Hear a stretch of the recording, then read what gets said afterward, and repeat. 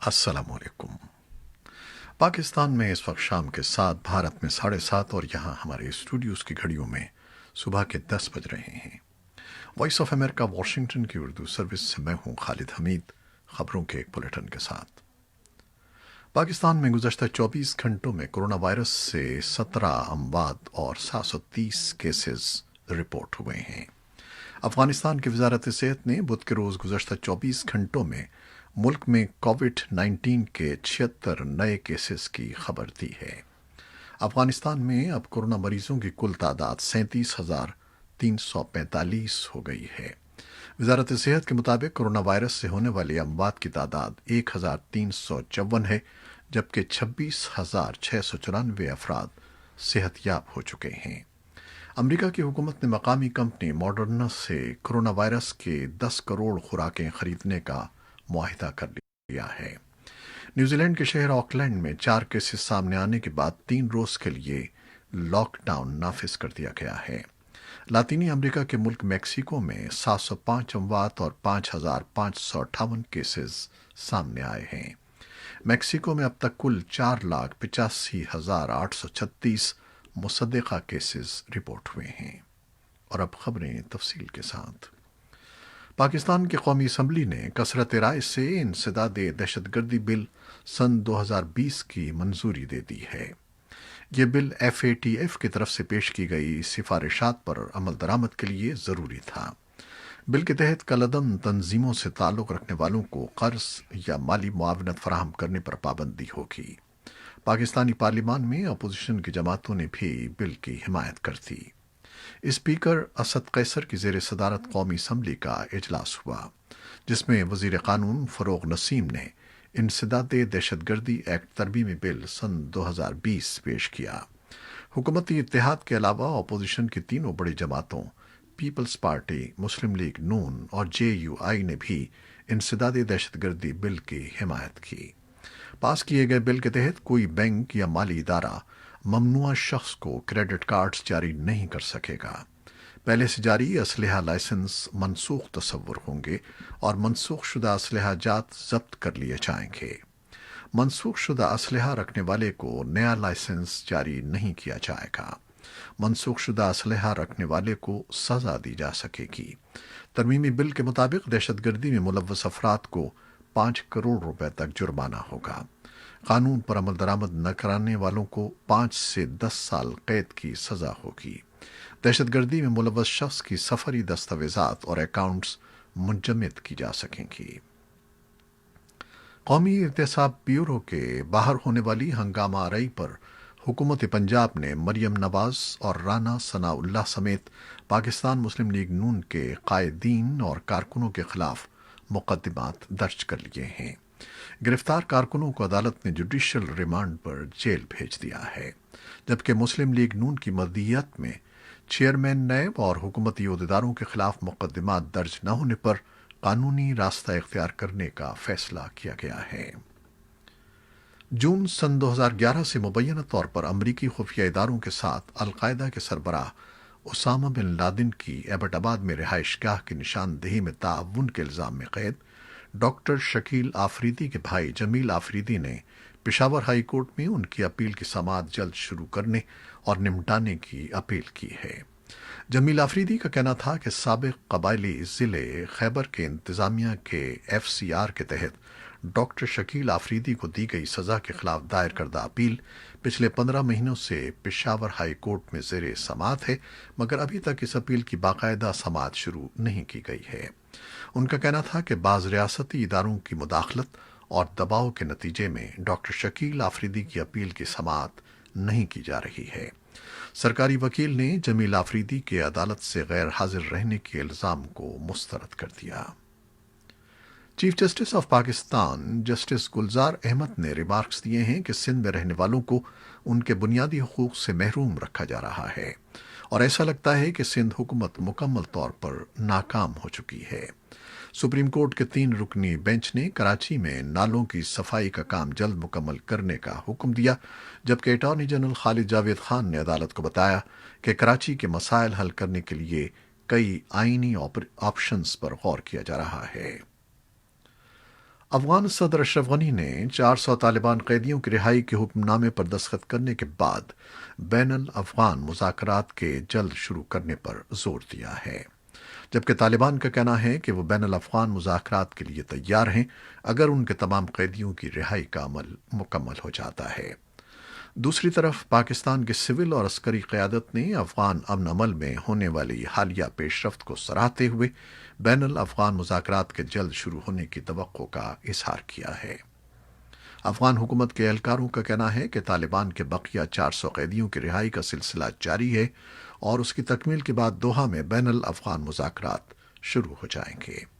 افغانستان کی وزارت امن کی ترجمان ناجیہ انوری نے وائس آف امریکہ کو بتایا ہے کہ افغانستان حکومت کی امن مذاکراتی ٹیم تیار ہے اور وہ جلد دوحہ روانہ ہو جائے گی۔ انہوں نے بتایا کہ بین الافغان مذاکرات کا پہلا دور دوحہ میں منعقد ہوگا، جبکہ باقی ادوار دیگر ممالک میں منعقد ہوں گے۔ افغانستان کے صدارتی ترجمان صدیق صدیقی نے وائس آف امریکہ سے بات کرتے ہوئے کہا کہ طالبان کے 400 قیدیوں میں سے 56 کو افغانستان کی مختلف عدالتوں نے سزائے موت سنا رکھی ہے، جبکہ دیگر 156 کو منشیات کی اسمگلنگ کے حوالے سے طویل قید کی سزائیں دی گئی تھیں۔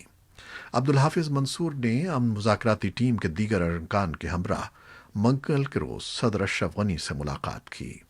انہوں نے وائس آف امریکہ کو بتایا کہ مذکورہ امن مذاکراتی ٹیم متحدہ طور پر طالبان کے ساتھ مذاکرات کے دوران اسلامی جمہوریہ افغانستان کی نمائندگی کرے گی۔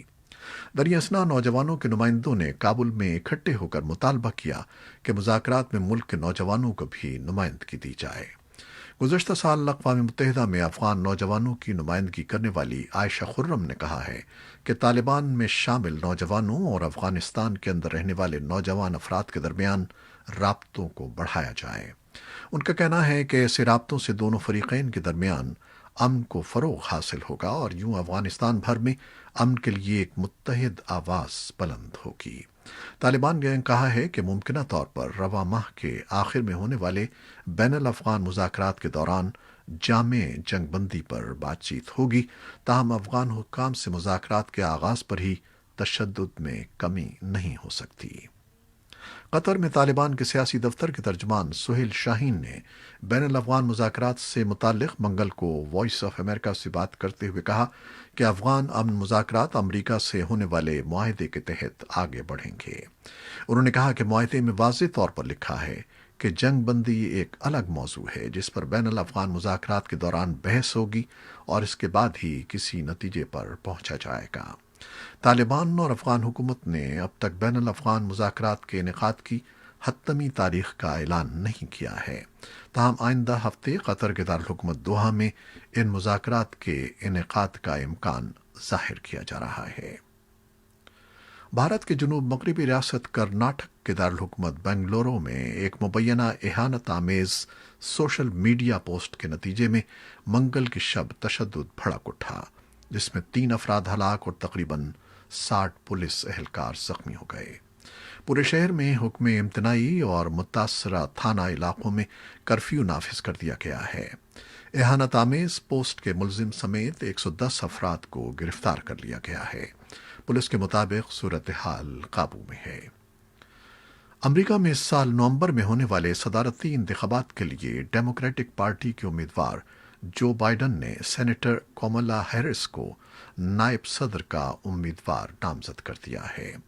امریکی تاریخ میں ایسا پہلا بار ہوگا جب ایک سیاہ فام خاتون امریکہ کی نائب صدارت کی امیدوار ہوں گی۔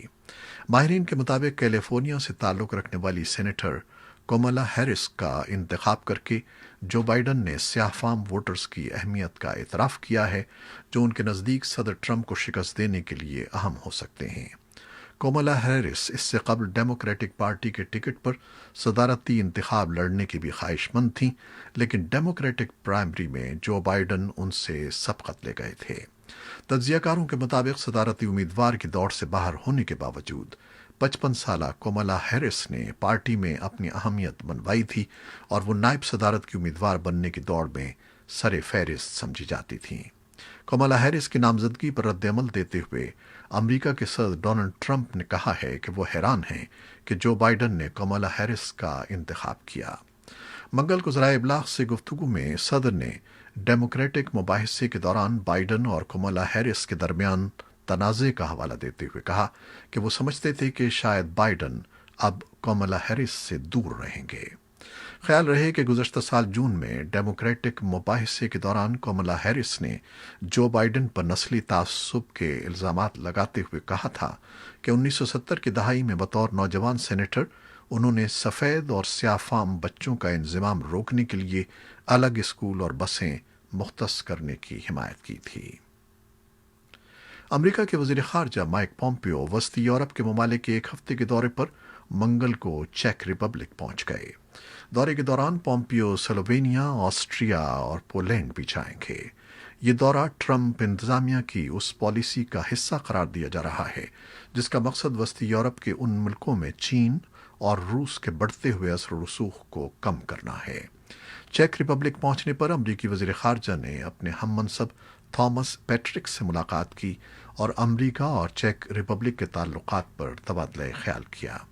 अमरीकी वज़ीर ख़ारजा मशरक़ी यूरोप के मुल्क स्लोवेनिया भी जाएंगे। किसी भी आला अमरीकी अहदेदार का सन 2011 के बाद ये इस मुल्क का पहला दौरा होगा।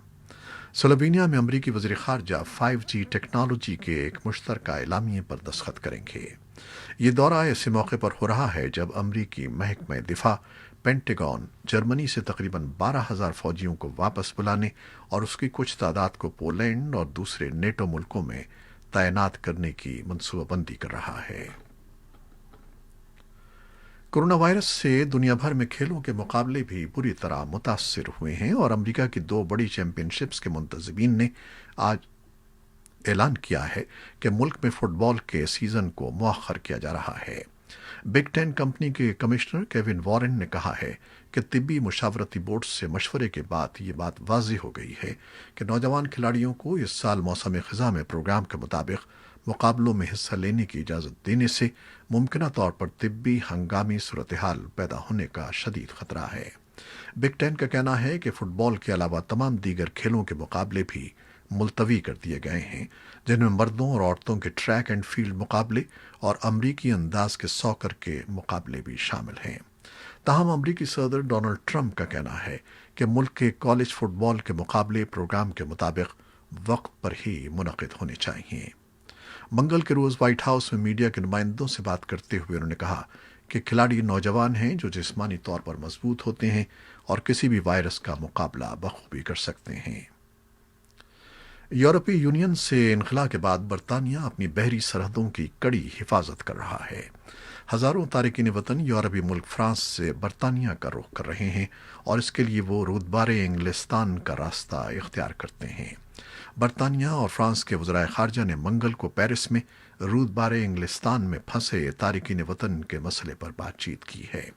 बरतानवी हुकूमत का कहना है कि समंदर में किसी अलमनाक हादसे से बचने के लिए हमें रूदबारे इंग्लिस्तान का रास्ता बंद कर देना चाहिए। अब तक मशरिक़ वस्ता और अफ्रीका के 4,000 से ज़्यादा अफराद ने इसी बहरी रास्ते से फ्रांस से बरतानिया आने की कोशिश की है। ये थी वो खबरें जो फेसबुक लाइव पर हमने आपके लिए पेश की। हमारी वेबसाइट और यूट्यूब पर ये बुलेटिन पोस्ट कर दिया जाता है जिसे आप बाद में भी देख सकते हैं। खालिद हमीद अब इजाज़त चाहता है। अल्लाह हाफ़िज़।